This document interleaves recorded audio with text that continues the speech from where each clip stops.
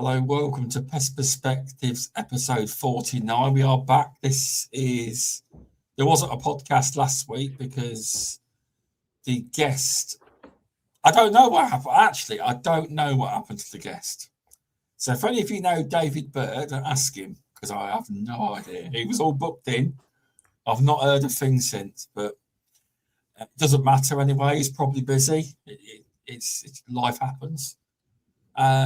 If you never watched Pest Perspective, it's a podcast that's aimed to educate and maybe entertain. It's for people within the pest management industry.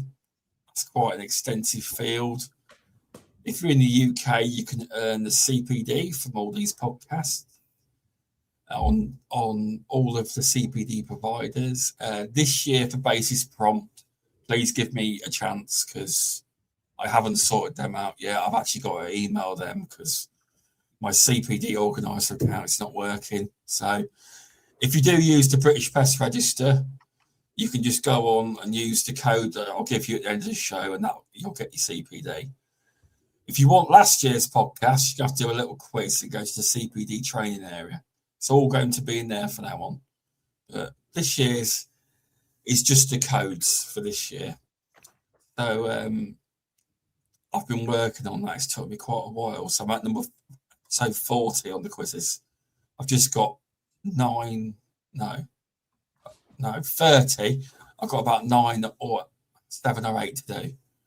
It's took a long time. But this week we have a guest on who I met on LinkedIn a while ago. We have Dan Traynor. Is that how you say it? That's it, yeah, that's the one. I wonder if it was Dan Traynor, but I'm going to say this, it's going to be wrong. It's going to be right. It's going to be said a different way. It is. No, you got it right first time. Oh, that's good. The pressure's off now then. It is. So how are you doing? I'm good, thanks, Sean. Thanks for inviting me on. That's good to hear. Yeah, no, thanks for coming on because I believe it or not, the guest I had booked for this week actually couldn't make it. So right. I was like, who can I get on? I was like, Dan. But she was upon, it was Lulu. I'll get her on eventually. She was going to the Arsenal play in Milan. So fair enough reason it is. But yeah, so do you want to explain who you are basically, as in what you do first? Yeah, of course. Yeah, absolutely. So I'm a chartered accountant by trade. I've been doing this 20 years or so, or almost 20 years now. Yeah. Started off in practice. I was a client accountant working with small businesses before moving into kind of more corporate and strategic roles. And now I operate as a what we call fractional CFO, so providing kind of CFO level support, but to small businesses. That's a great description. So, how did you actually get into the pest control side? You don't have to mention companies you work for, just like how you got into this industry as such. Because you said you are an accountant. You are. Yes. So I think, it was totally by chance, to be honest. But the kind of short version of the story is, around about the time of the pandemic starting. Yeah, I think it opened everyone's eyes a lot to how kind of vulnerable everyone was to external factors and things beyond our control. Totally reliant on the supply chain. A lot of my clients at the time were construction, retail, hospitality, basically everyone who had to close and stop trading.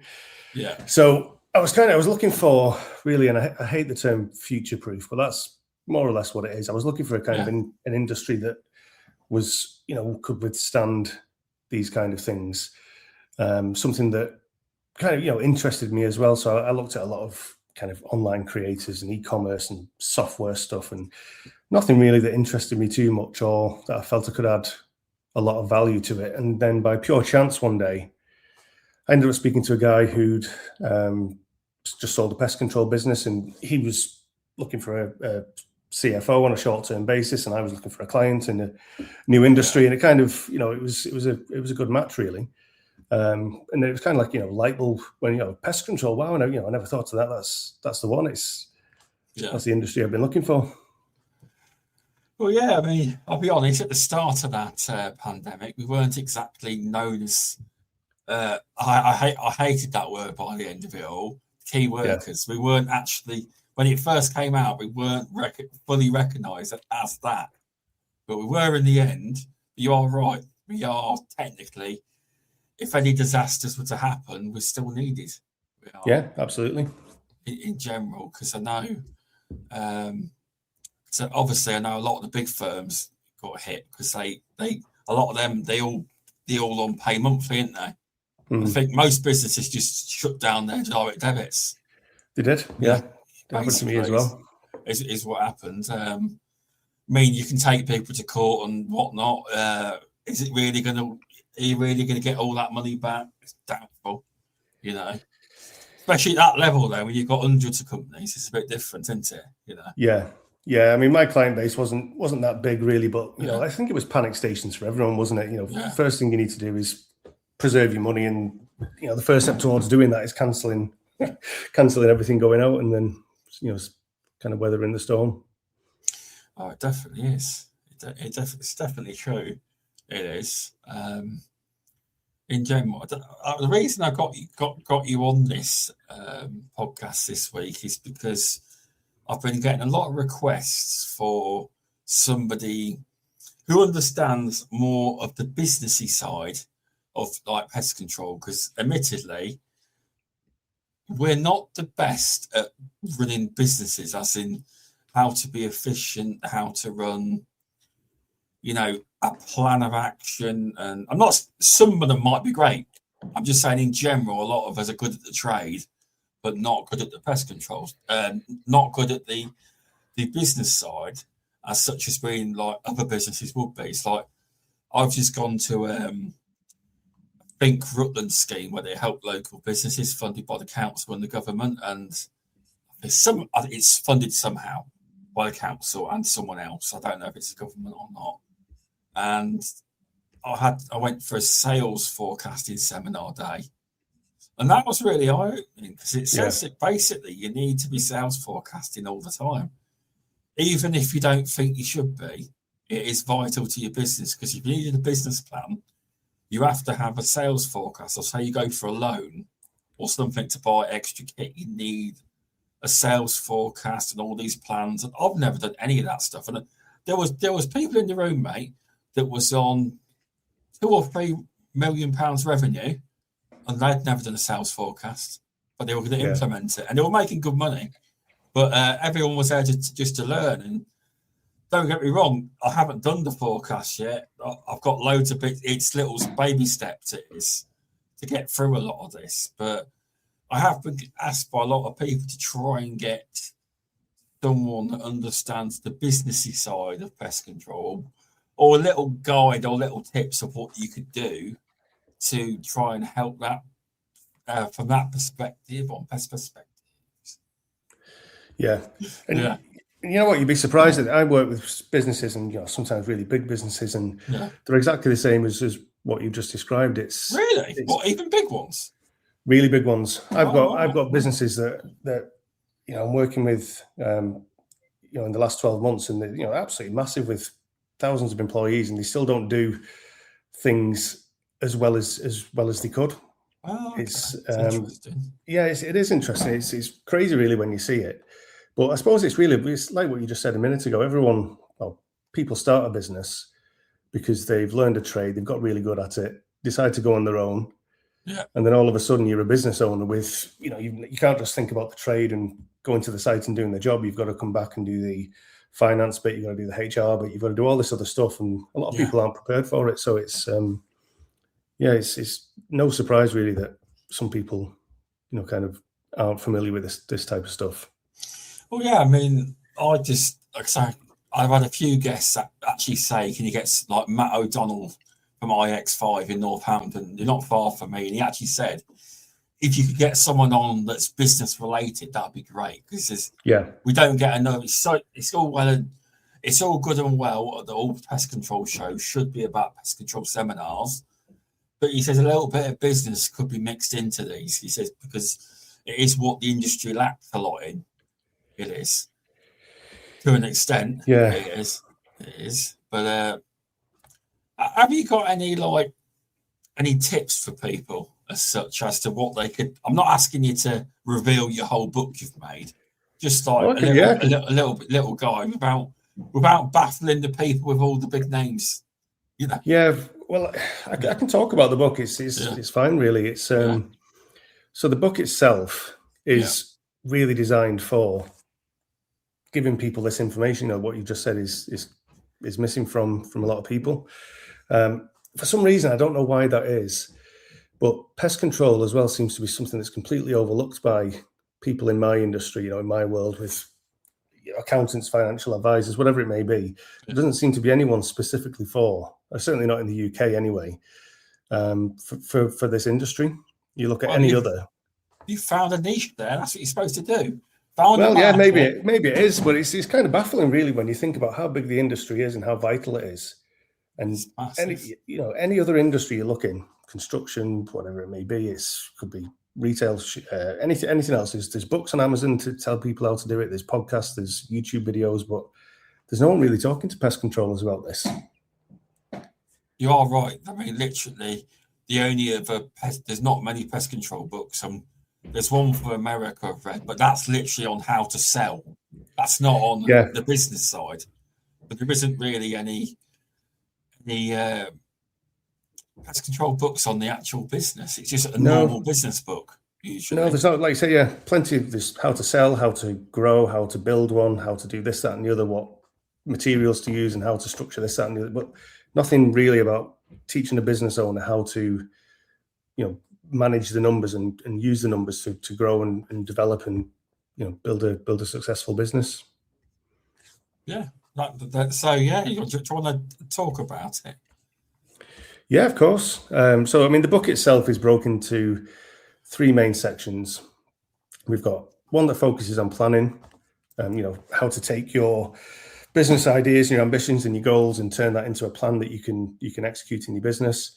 The second section is all about visibility and essentially how to measure yourself against that plan, how to spot problems very quickly, how to identify opportunities in enough time that you can capitalize on them through good reporting that actually tells a story rather than just gives you kind of walls of numbers.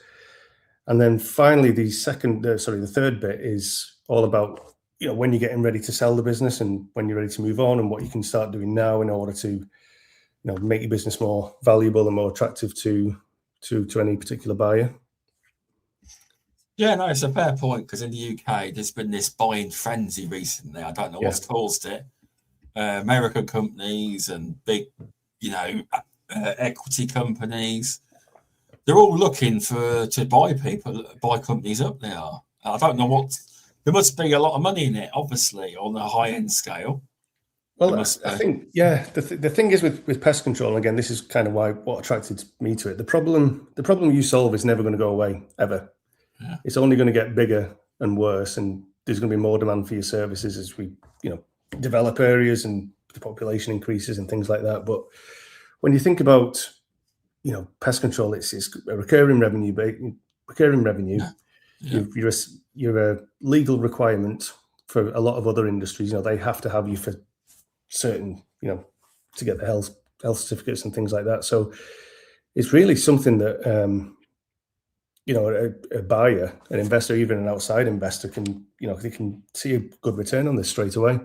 And then you've got these big companies, the big players, who their big, their main growth strategy is to acquire smaller businesses, because it's much easier to buy your business than it is to put, a salesperson in your town and try and get market share over the next, 6 months to 3 years. It's, I just make you an offer and buy your business. It makes more sense. We even get emails asking.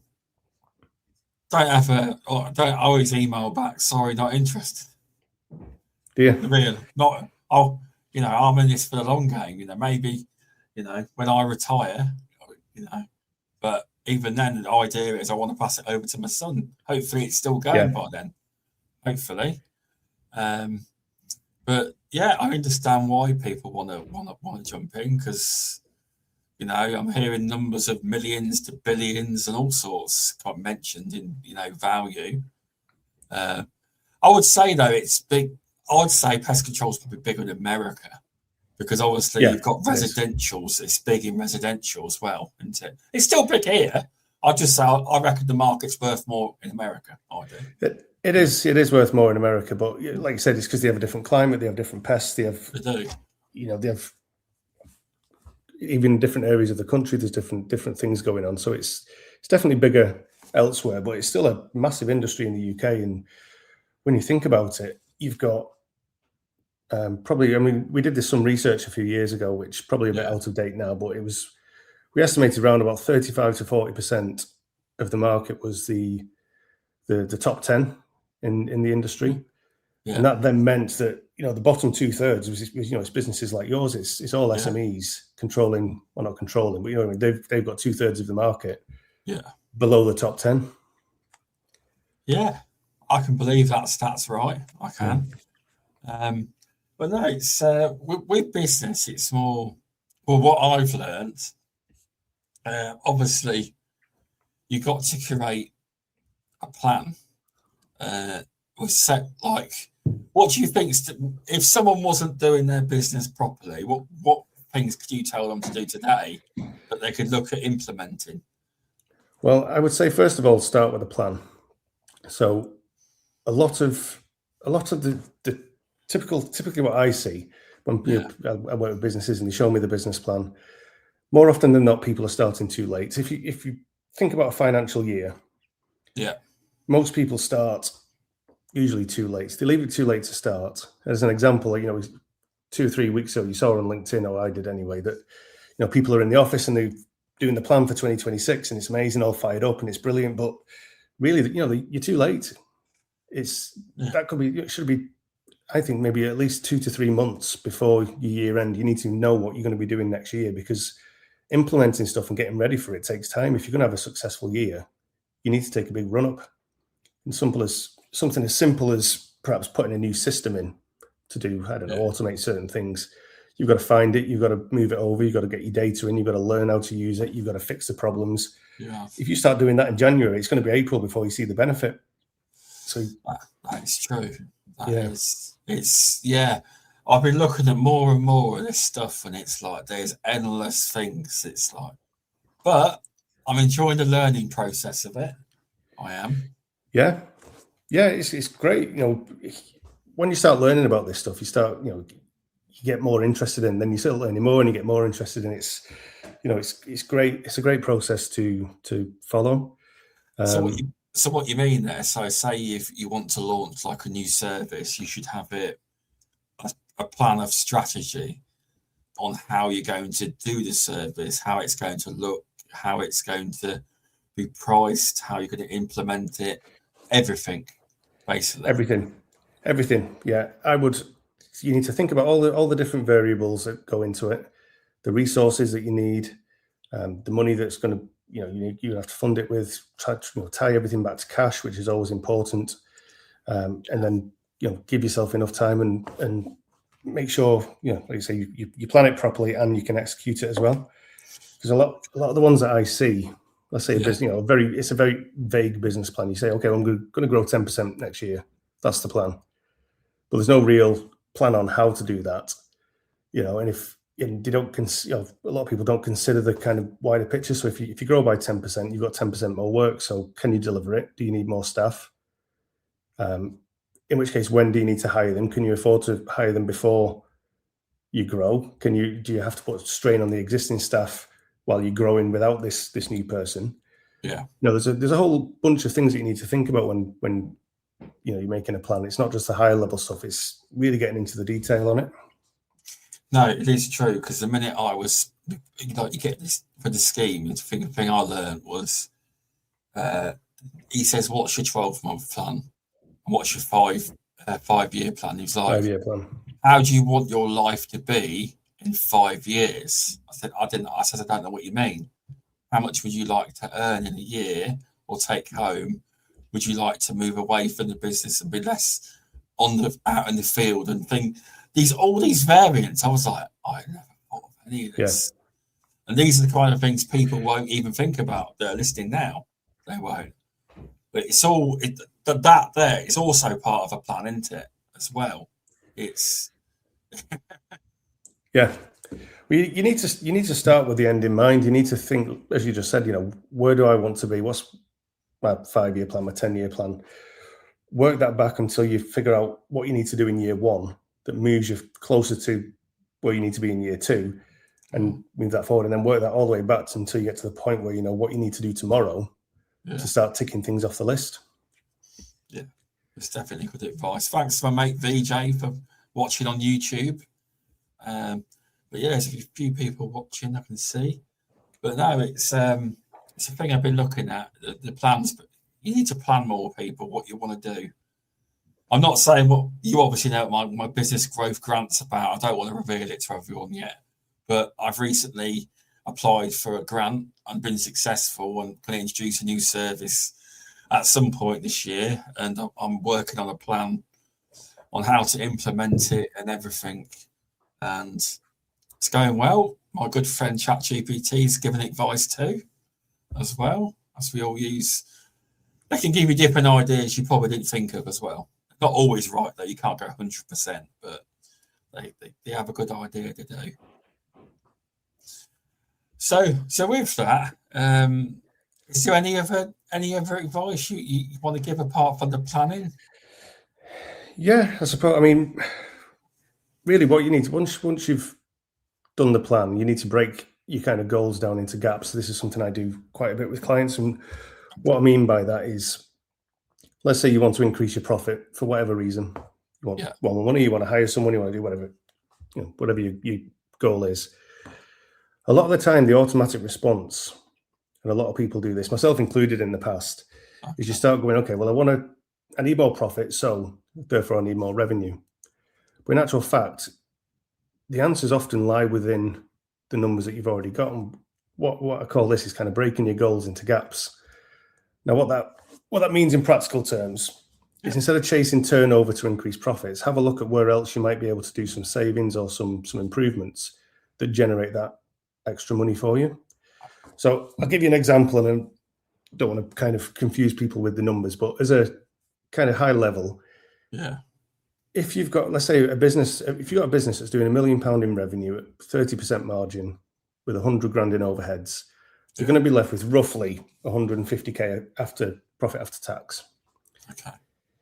If they wanted to increase that to 250k, and nothing else changed, all the other numbers stayed the same, you'd actually need almost £500,000 in revenue to generate that extra 100k. Okay. Right? Yeah. But an extra, it's an almost 50% increase on your business. That's just going to be more staff, more vehicles, maybe more premises, and you'll end up, almost back where you started from. So if you took that 30% margin I mentioned, and increase that to 40%, you'd actually only need 80 grand in extra revenue instead of $500,000, because you're keeping more of every pound that you've earned. Yeah.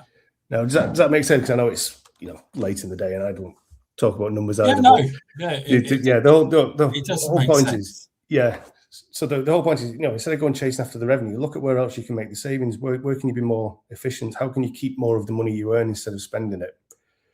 And quite more often than not, you find that you create very, very small gaps in different areas, make a massive difference on the bottom line. So before you go out and say, okay, we need to chase £500,000 in revenue, have a look at what you could actually do elsewhere to bring that, the revenue requirement down. Yes. So, obviously, you're talking about maybe saving with your materials, with your vans. You could do savings. You can usually make a saving somewhere you can, and because a lot of people, I'll be honest, they just buy it and they don't look at how much it all costs. Everyone's guilty of that. They are, But everyone is. That could be a good tip for people. Thanks, Jason, for popping in from Pest Control. Cheers, mate. But so it's trying to make some savings here and there. It's obviously the most efficient way would be to, I'm not. Is that like get all of your costs? Will it cost you to run the business, and like write it down and then work it from there? Would that be the best way for people to do? Yeah, I mean, it's a good. I've got what I could probably share with people is that I've got what I call a trigger list. So for all the different gaps that you try to create, there's a whole bunch of things, and this is part of the planning process. And this is what I do with clients is we say, okay, well, let's say you need to shave, or rather increase your margin by, let's say 4%, and you need to reduce your overheads by so much. Yeah. And then we just work through a list of things where you say, okay, well, if you want to increase your margin, you can increase your price. You could look at your waste on site, your materials. You could look at what jobs that you do which are low margin. Perhaps you could drop those. You could look at unprofitable customers. You could look at improving, first time fix, so you don't have to keep, call back to sites for the same job. Improve cost and accuracy. So there's a whole bunch of things, and how we kind of work through this as part of the planning process is we go, okay, well, this is the target that we're trying to, the gap we're trying to close. We could do one of these 5 things. Let's pick the 3 things we think will give us either the biggest win or the quickest win, the biggest result or the easiest to implement. And we'll focus on those. And that'll be our, let's say, Q1 project will be to try and close that gap. Yeah. And then move on to the next one.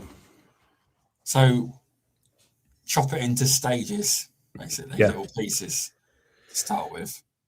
Yeah. Break it down so it's so small, it's not a big task. So something I talk about in the book is, it's something that a lot of people do is, okay, we've got this great plan. I'm going to do, Thursday mornings is going to be business plan morning. And some people aren't even this good, but Thursday morning is going to be business plan morning. I'm going to spend 3 hours working on the plan. I'll do that every week. But, usually by Thursday, something happens, someone rings in sick, or a customer needs an emergency call out for something. Yeah. And that Thursday then gets shifted into something else. But if you can break those 3 hours down into, let's say, it'll take you a bit longer, but okay, well, let's do half an hour every day. The first half an hour every day, or 15, 20 minutes is just doing something on that plan. If you break your task down small enough, you can tick something off before you do anything. You're making very slow but very steady progress towards the goal. Yeah, I think that's the way. That most of the people like watching this could do it. They could probably do a little bit each day, and eventually work through it. They could. I think it's like baby steps first. It's it's a learning process, isn't it? It is. How to do it. Yeah, and a lot of people don't know how to do this type of thing as well. And like I said before, no one's talking to you about it. But if I said, okay, Sean, right, the first task we're going to do is your business plan. We're going to look at your most profitable customers. That's your job for the next 2 weeks. That kind of, if you think, wow, crazy, I don't know where to start with that. But if I said, well, the first thing all you need to do is print a report off your accounting system that shows you how much revenue by customer last year. Yeah. It's a 2-minute job. That's step 1. And then you're on your way then to step 2, which is another very, very simple thing.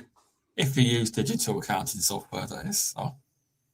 I know you mentioned that before. Because everyone kept telling me, "Oh, you need to by law," and I said, "No, you don't. Not if your accountant delivers it by digital." Yeah. You see, that's how we do it. But I am looking at it. It baffles me. It does. But I am looking at it. But the accountant, as long as the accountants deliver it in digital, it's fine. Because it's the law, you'll be done. You won't be. If your accountant delivers it all for you, it's fine. Yeah, that's true, really. But I suppose, for yourself, it would save you a lot of time with, I don't know how you're working at the moment, writing invoices out and sending them, perhaps, or I don't know. I don't know. We're going to pay at the door. Card machine in hand. Oh, there you go. So you're almost digital then, aren't you, if your card machine? Well, I've been card machine for a long time. Yeah. I'm very good at getting money off people, you see. You've got to be. You've got to have policies. Because at one point, what we found was when you let people pay at the end, a lot of time they're not in. If you make them pay first visit, they generally make sure they're in for that next visit because they've paid for it. Yeah, that's a good way of thinking about it. People say, "Oh, don't you trust me?" It's nothing to do with trust. It's just a company policy. Yeah. It says we've found that a lot of people, when they push more, it says when they don't pay, they don't. A lot of the time, next time you come, then you're not here. You haven't paid yet. So just a company policy, that's all. But yeah, I am looking at X0. How do you say it? Zero. Oh, it's actually called Zero. Yeah, I like the number. Oh right. But yeah, I have been looking at it. Someone told me it's free if you don't send invoices. Is that right or not? I don't think so. They have. I could be wrong on that. They have different versions based on different requirements. Yeah, I'll have to have a play with it and see what it is, because you mentioned it to me. So it is in my plan to do it, because it will be much easier. It is part of the plan. It is to do that because, but we are digital in the sense of reporting. We can send invoices digitally already through a system we use powered now. So sometimes we do it that way as well, especially when it comes to estate agents and people like that. Everyone, you can be shocked now. I actually convince these estate agents to pay before we go, and they do. So if you're listening, try it. So I got fed up. You're looking at 6 to 8 weeks sometimes. Yeah. I can't be doing with it. It's a lot, isn't it? Because especially when you think in those 6 to 8 weeks. It is standard practice, but we don't tolerate it anymore. We're like, if you don't want to work with us, then fair enough. But to be fair, a lot of them have still been paying before, which surprised me. It did. Robert Charlton, he says, I pay about $19.50 a month for Zero. That's not too bad then. If it makes your life easier. Yeah, you'll find it'll save you more time than £20 worth of business owner's time is. Because obviously I do social media, I do everything. I do this podcast, I do all sorts. Yeah. And the minute I'm ramping up the SEO on my website myself, that's not easy. Chat helps me. It does. Yeah. But also, yeah. So there's another bit of advice if you want to make your digital easy. Get Zero. But a lot of people are, because a lot of people don't have accountants, whereas we do. Find it's a little bit easier. It is to pay them, but if anything goes wrong, it's still your fault, not their fault. It is. It's always the same, isn't it? It is. But, absolutely. But so, have you got any more nuggets you can give us to help people out? Yeah, I think so. We talked about the planning bit, and that's really important because, like I say, you need a solid plan. You need to know what it is that you're doing. You need to know where to start. Once you've sorted all that out, though, you need something really that you can measure yourself against, and that's kind of what the second part of the book's about. It's all about getting visibility over your plan and over your performance against the plan. A lot of the reporting, I talk about reports and numbers. People kind of switch off usually, but that's because most of the time you're looking at a wall of numbers that your accountant provides you, and I've done the same in the past. But what I talk about in the book is I've got a format which I can send to people if they're interested, and it's designed so you can spot a problem in 60 seconds and you move on. In the client meetings, we don't spend much time looking at the numbers. We take a look. If there's a problem, we figure it out, and if there's not, we move forward. And it's all about it's all about looking forward and really kind of translating what does that actually mean for your plan. You can have a good month or a bad month, but in isolation, they don't really matter. What really matters is what does the next 6 months look like, and are you going to hit that target, which is going to keep you on track with this 5-year plan that you mentioned a few minutes ago. Yeah, no, you are right. It's like, because I mentioned that sales forecasting seminar, and that's what he kept mentioning, that you've got your sales forecast, you've got to keep checking it, but you've also got to compare it, say monthly or quarterly or weekly, however you want to do it, and see what your actuals are, whether it's matching your sales forecast. And then if it's not matching it, you need to look at changing the plan, being, changing that plan if need be, if it's not working. Sales forecasting is just a plan, isn't it? another name for a plan, isn't it? Is that right? Yeah, pretty much. I mean, your plan. So, in kind of technical terms, your budget is what you thought you was going to do. When you made it this time last year, your forecast is now what you think is going to actually happen. Yeah. And those things, your forecast your budget can be out of date within 2 or 3 months as things change and things that happen that you didn't see coming, or maybe a customer leaves or whatever it may be. But your forecast is, it's an ongoing thing which we update every month and say, okay, well, this is where we thought we'd be.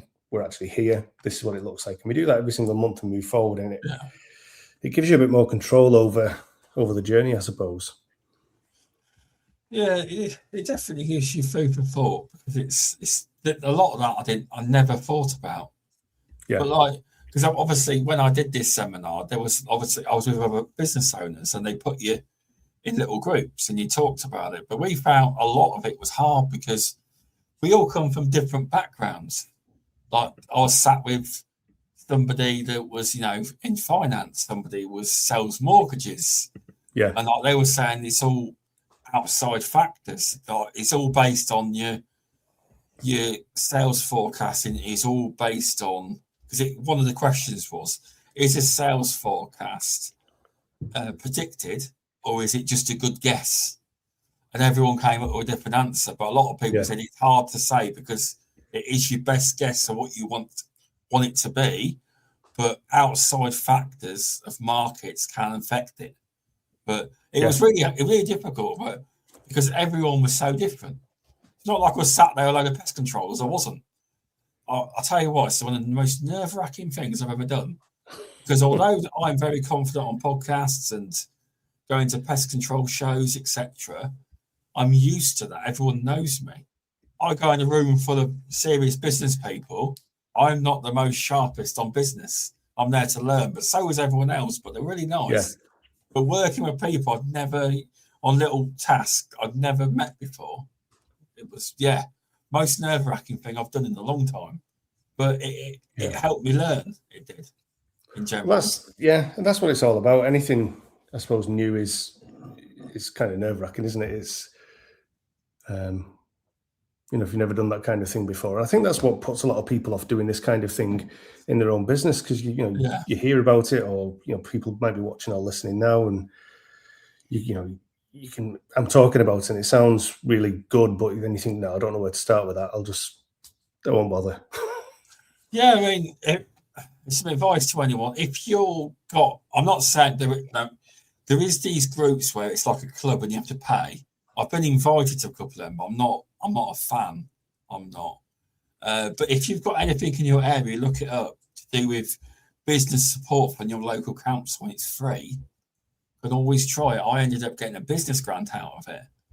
So the first thing he mentioned was start thinking about a new service you could implement, or towards marketing or something, because we've got a business growth grant. And the guy that does the advisor, he knew he'd write the plan with you, but he knew exactly what to say that the council wanted to hear. So he'd make sure the wording was just right. Right. So, and then he wasn't exactly telling me, he was saying, just change these couple of words here. That's how they want it to sound. But it's very helpful. But I suggest anyone that got anything like that in the area, and it's free, give it a go. If you don't like it, you don't have to do it again. But you'll find generally the people are not snobby, and they're just trying to learn like you are. Because there's a lot of people in there. There was someone in there with quite a bit of revenue per year, a couple of million, and they had never done a sales forecast in their life. So it just shows you, it does, that not everyone's that. They're making good money, but he'd never done one before. But he said, I'll be doing this now. But so it just shows you, not everyone knows everything. They don't. Yeah. And I mean, forecasting is such an essential part of it, because people don't, they look at the numbers and great, okay, even the ones that get numbers, and a lot of people don't. They look at them and go, okay, we didn't do so well, or maybe we did better than we thought, and then they move forward, but they're never really looking forward. Now, I use an analogy which is kind of like, if you think about your business like driving a car, and you're almost spending the whole time kind of looking in the rearview mirror.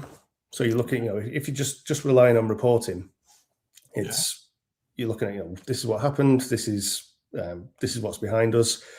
But really, what the forecasting bit is more like a sat nav. So you eyes on the destination. You're looking at obstacles. You've got enough time to change course. Yeah. And you can see things coming up, and then you can start doing things about it. So if you're talking about a sales forecast, if your biggest customer leaves, or let's say, what was a couple of years ago, wasn't it, when 2024 we had bad weather and wasps didn't get going, and it took a long time, didn't it, before they kind of showed up. 180 wasp nests that year. It was terrible. And how many do you normally do? At least 500. Yeah, so you're down on by about 2/3. Last year, I think it was 400 or 500. I'll be honest. Yeah. That's another thing I need to do. I need to count. I do. Yeah. Well, count each job. Yeah. I just say roughly. Yeah. So if you look at that, like I said, in the rearview mirror, you can maybe sit with your accountant of, it could be even a year later, and they're saying, okay, well, revenue was down because of this. Do you know why? And if you can remember that by that point, you'll tell them. But with a forecast, you say, sorry, go on. Carry on. Yeah. But with a forecast, you can say, okay, well, actually, by end of May or beginning of June, you can say, well, call outs are down by 70%. That's what we based the budget, 70% on last year. That's what we based the budget on. Yeah. If we forecast this out through the rest of the year, we know that August and September, when we're usually busy, is going to be much lower. Yeah. So our sales are going to be down. This is what it means for the annual plan. And then you now, as a business owner, Sean, you've got 2 or 3 months to do something to try and recover that revenue in August and September, because you're forecasting and you're seeing what the impacts will be, months ahead of time rather than after the fact. That's true. Funny enough, when there was a downturn in wasp, moles kicked off massively. Right. It did. The winter was very busy with moles. I mean, I've never seen so many moles. I'm joking. Everywhere you drove, there was molehills, sides of roads, all the fields, everywhere. Was it? Sorry, no, it wasn't that year. It was that year. Sorry, it wasn't that year. It was last year. I'm getting confused. There was a big mole year a couple of years ago. Yeah. Was it last year? Oh, I need to have all this stuff wrote down. Yeah, but that gives you opportunity then to look. If you've got capacity now because you was planning on wasps, but you're forecasting that you're not going to get them.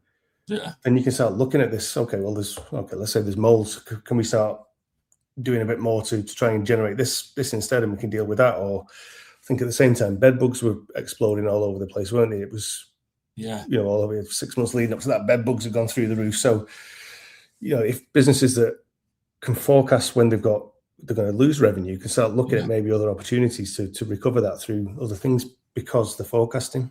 Yeah, we try not to rely on wasps, obviously, but it is a general revenue booster each year. But obviously, what I'm getting is business growth grant. I'm hoping will push the business forward.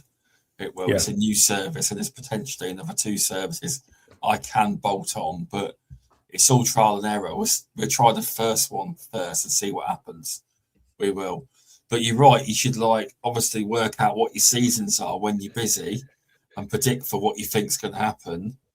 And that's what I'm going to start doing. I'll be honest, with bed bugs, we hardly get any work. Insects-wise, vast majority of ours is wasps, rats, mice, squirrels, to be honest. It is. We do fleas, etc., but we just don't get a lot like other people do. Yeah. I don't know whether that's because we charge too much. I don't know, or we don't charge enough. I don't know, really. But we do more we do more with rats, mice, moles as well. We do quite a bit with that. So I'm going to start to look at predicting what I think we're going to get.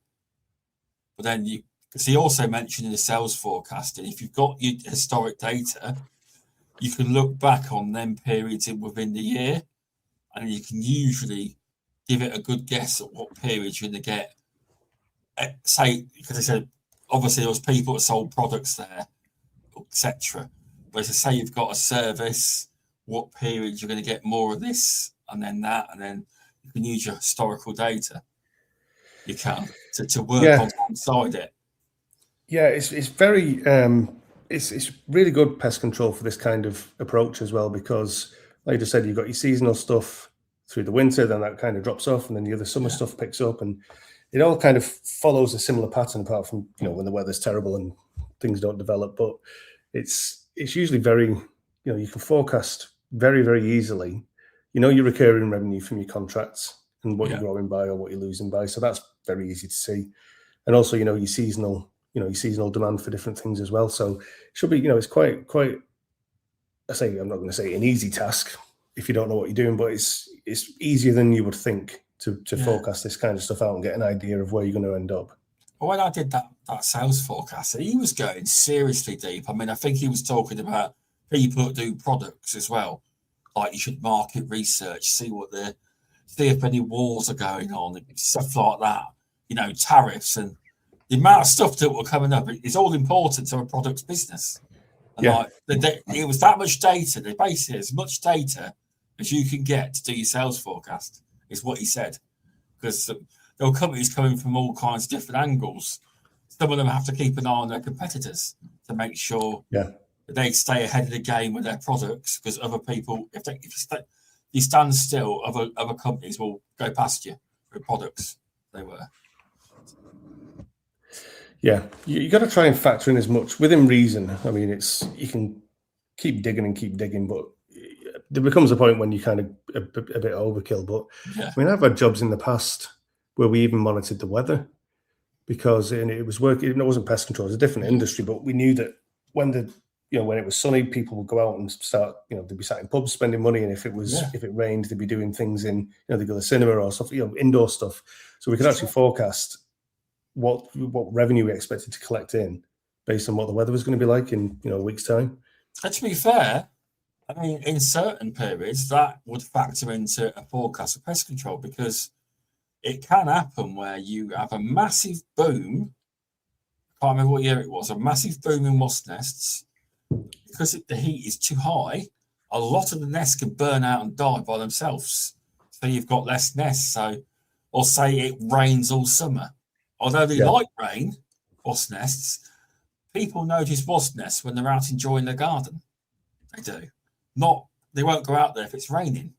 So you'll probably get them wasp nests, but later in the year when they're nearly coming into the person's house, they will. So that would affect the pest control as well. That would, to the extent it would. So it's all included. So have you got any other tips at all, or? I've got a book full of them, Sean. And I know. Mention the book.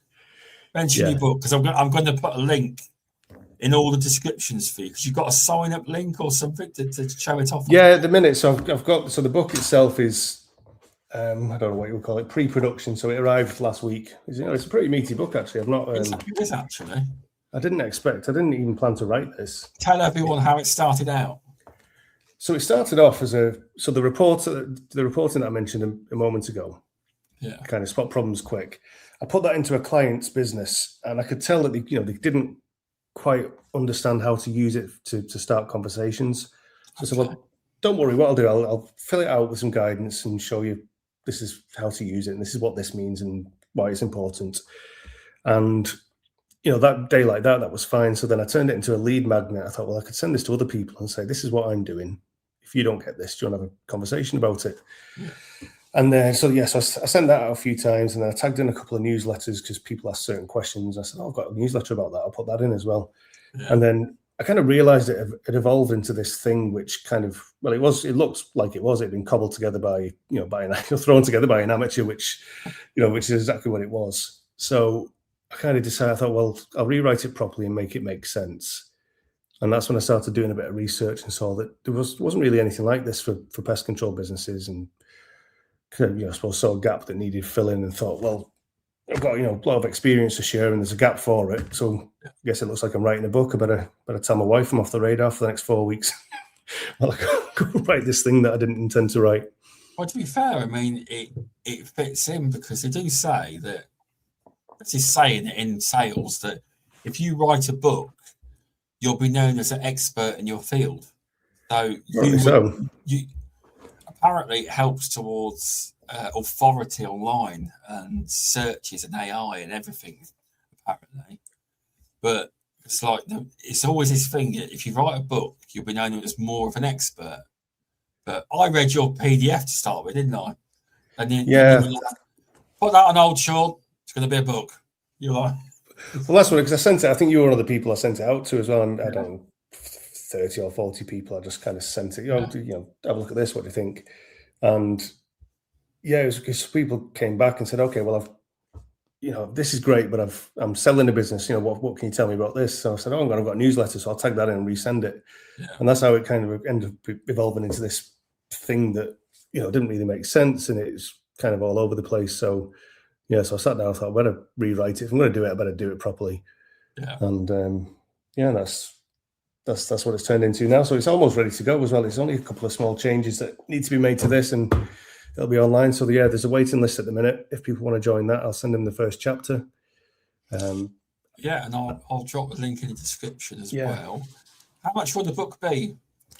Not a lot. It's probably 15 quid. I'm not doing it really to make money off it. It was an experience for me, and like I said, I've got experience to share. So it's not going to be expensive. Okay. So is it self-publishing or somebody publishing it for you? No, it's a self-published one. So it's done through Amazon. Okay. And probably some other websites as well. But it's entirely self-written, self-published. I did have hired someone to just have a look at it, because I'm not a writer, but I hired someone to have a look at it. I didn't really like what they were doing, so that didn't last long. Okay. And just kind of did it myself. Well, they probably, I don't know. Were they trying to change your book, basically, the way you didn't want it? Well, they were just messing about with it, reformatting this, that, and the other, and putting things. No, what I should have done really is, if you're going to do this kind of thing, you probably need someone who knows about finance for business, and I just hired a freelancer that I saw on LinkedIn and said, okay, well, this looks good. We'll have a look at this. And they were just putting things in the wrong order. And so I was like, well, no, the annual process is this. We do this, then we do this, then we do this. It's got to kind of follow in that order. And in the end, I just said, no, I'll do it myself. Yeah, well, that's fair enough. If that's the way you want it the way you want, because that's your process to teach people. Yeah. Obviously, I have read it, and it was obviously I give you a blurb in the book, but I still need to read it a few more times. I do keep having a look at it. I do. It's to get stick in the brain, you see. Yeah, well, I think most people will really. It's not something you're going to ever read cover to cover. But what I kind of say in the front of it is, if you start, read the introduction, get what it's about, read the contents page, and look where, skim through the different sections, and then go back to the bit where which makes most sense to you at this time. So if you've got a decent plan but you don't know how to report on it, start with the reporting bit. If you're not sure on how to build the plan, do that bit first. If you're looking at selling your business in the next few years, go to that, go straight to that bit and see what you can learn from that instead. Exactly. Yeah, you're right there. I might purchase a physical copy too, because I could look, my name's in this book. I'm actually in a book. Well, there you go. I might send you one then, Sean. I'll send it you for once it's published. I'll buy one, mate. You're all right. Don't worry. I will. I'll buy one. You're self-published. You know what I am. It's fine. I will purchase one. I will. I could go. I'm in a book. I never know. I might make a book one day. You never know. I definitely would need help writing that. Yeah, it was a good experience, but it's like I say, I'll probably never do it again. I didn't intend to do it in the first place. I'm quite proud of it. No, it's something to be proud of. It is. I mean, you're going to be the New York best times seller. I don't know about that. I mentioned it to my wife the other day. She said, "Oh, we've got to have a launch party." I said, "No, we're all right." And the excuse to have a party in our house, but I see. Okay, yeah, that's fair. I think it would do well. I hope people will look at it. I know there was quite a few people that messaged me when they found out it was a more business focused podcast is what people have been asking for. So it says I've done my best. I've got the man in, and see what you think. But I'm pretty sure it will help people. It will, and people can buy the book Obviously, it's pre-order currently. You can read the first chapter first in the link. If they go to the web, so the website pestcontrolbynumbers.co.uk, there's a waiting list that you can join, and I'll send you the first bit straight away, and then I'll let you know when it's actually gone live. Also, what I'll probably do, or what I will do, is the various tools and things that I've mentioned in the book. Yeah. Things like customer profitability and all this kind of, how to assess different things so you understand your business a bit better. Yeah. I'll start building these little tools out as well and start sending them to people as and when, after the book comes out, and as and when I build them. So hopefully people should get a bit more value off that if they get the name on the list. Yeah, that's nice. That is nice. So obviously, to get your name on the list, does it cost, or do you just send a link out once you can buy it? Or yeah, no, I'll just send the link out. Get yourself on the waiting list. I'll send you the first chapter. I'll let you know when it's ready, and then you can go on Amazon and buy it if people are interested. So how does that work? Do they just print based off what numbers come in? Yeah, pretty much. They base off the pre-orders, do they? It's a print to order. So there'll never be any inventory of it. It will be, if someone goes on, and that's why you don't make a lot of money from it because the printing costs are so high. Yeah. Which wasn't really the point anyway. But if I went off and printed 1,000, I could probably make some money off it. But people want to buy it, they buy it, and they'll get printed and sent to them straight away. Well, could always a book selling in at Pest Tech this year. Yeah, there's an idea. I can't see many people queuing up for that though, but I'll bear that in mind. But that was a joke. But you could. Have you ever been to Pest Tech before? No, I've not. It's good. It's good as a visitor. I was really busy last year helping. Yeah. The day went like a blur because I was helping. I had a walkie-talkie on. I felt well important. I did. Oh, yeah. I might get down. But yeah, it's been good to have you on. I'll just say the code, everyone. If you want the 1 point on the British Pest Register, go to the CPD training section, and it will present you with once I finish the podcast, give me a chance. It will present you with 3 or 4 numbers. If you pick 4040, you'll get your points allocated to you. I believe it's automatic. You'll get them straight away. That'll be 1 point. 1 point towards your yearly CPD allowance, or however many you get. But yes, type that in, and that will get you 1 point. That will. The Pest Perspectives. It will. And I will drop the link in the description once I've got the link after the show. And all the links will be on the podcast feeds. So I'll update them all. So if anyone wants to look at it, and you're watching the podcast or YouTube or Facebook, in Facebook, I have to put it in the comment section. I will.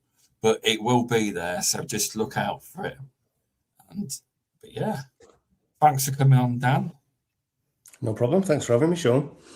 Yeah, no worries. If you stick around for a minute, I'll just say, stick around for a minute. I'll just end the stream.